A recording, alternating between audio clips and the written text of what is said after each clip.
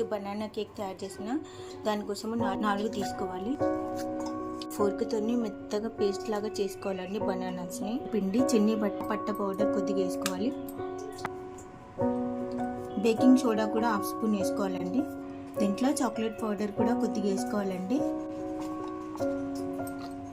ఇలా మొత్తము జల్లెడ పట్టుకోవాలి. గరిటకు కొద్దిగా తక్కువ బెల్లం పొడి తీసుకోవాలండి. చిన్న బటర్ వేసుకోవాలండి. ఇది కట్ అండ్ ఫోల్డ్ లాగా కలపాలండి. ఇలా దీంట్లో కొద్దిగా vanilla essence,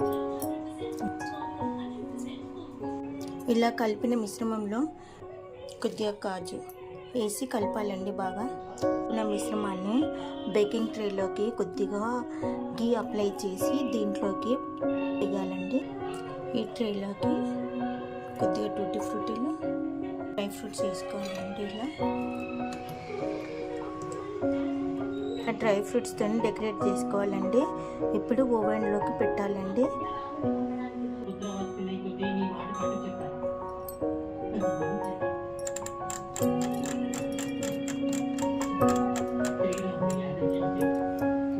convention mode 15 degrees పెట్టాలండి. ఇప్పుడు కుక్ అయిందో లేదో తెలుసుకోవడానికి